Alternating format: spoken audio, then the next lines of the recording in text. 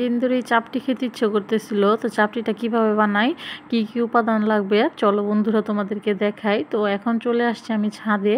তো আজকে প্রচুর একটু গরম ছিল, রৌদ্র পড়েছিল, তো এই কারণে ঘরের সব কিছু আমি ধুয়ে দিছি, পর্দা টর্দা। তো পর্দা টর্দাগুলো শুকিয়ে গেছে। তো চাপটি বানাতে আমার যে যে উপকরণগুলো লাগবে তো সেগুলো এখন নিয়ে নেব। চলো প্রথম নিয়ে নিতেছি এখানে ধনিয়া পাতা, বিলাতি ধনিয়া পাতা। এটা ছিল আমার হাতের লাগানো ধনিয়া পাতা।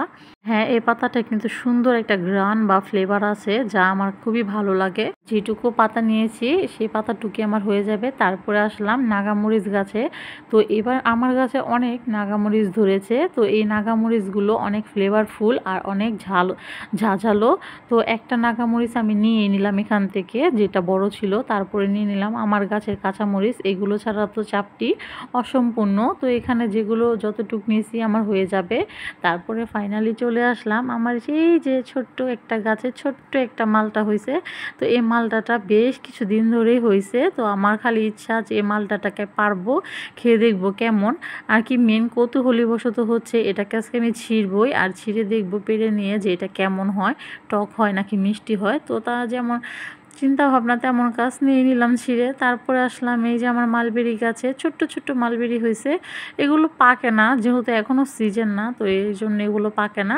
তো এগুলোই আমি ছোট ছোট মালবেরি এখন খেয়ে নিতেছি, কারণ এগুলো ঝরে যায়। তো একটু টক ছিল, তারপরও ভালো ছিল, যেহেতু নিজের গাছের জিনিস খারাপ তো আর না। তো এই যে সুন্দর মালবেরিগুলো নিয়ে নিলাম। আর আরেকটা জিনিস দেখে মনটা পুরোই খারাপ হয়ে গেল, সেটা হচ্ছে এই যে আমার আলু শাক একেবারে নেতায় গেছে প্রচণ্ড রোদে। তারপরে ফাইনালি ঘরে এসে আমি মালটাটা কেটেই নিলাম। আর মালটাটা ছিল প্রচণ্ড রকমের রস। একটা মালটা হলেও কি হবে, রসে ভরপুর ছিল। আর এই তো আমি কাটলাম, যেহেতু মালটা এগুলো নভেম্বর মাসে পাকে, তো এর আগে আমি কেটে নিলাম। তো তারপর আমার ছেলে বলতেছিল আম্মু প্রচণ্ড মিষ্টি হয়েছে। তো আমিও টেস্ট করে দেখি না, সত্যি মিষ্টি হয়েছে।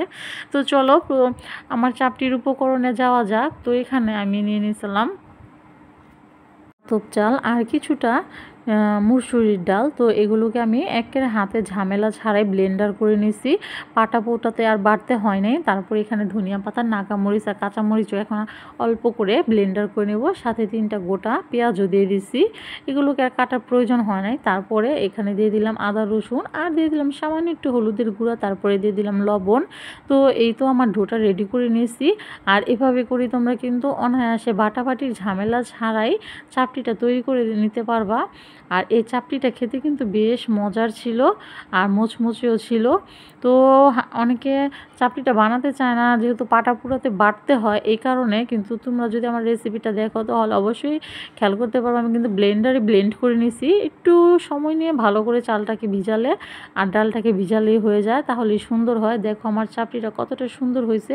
আর মুচমুচে চাপটি বিশেষ করে শুটকি ভর্তা দিয়ে খেতে কিন্তু দারুণ লাগে। কিন্তু গাইস আমি তো এখানে নাগামরিচ ইউজ করছি, যেহেতু আমি বেশি ঝাল খেতে পারি না, তারপরও নাগামরিচ দিছি। তো এমনিতে আমার চাপটিটা অনেক ঝাল, তো এ কারণে আমি আর শুটকি ভর্তা তৈরি করিনি। এভাবেই কি আমার চাপটিটা খেতে ভালো লাগবে। তো আমার ভিডিওটা এই পর্যন্তই। আল্লাহ হাফেজ।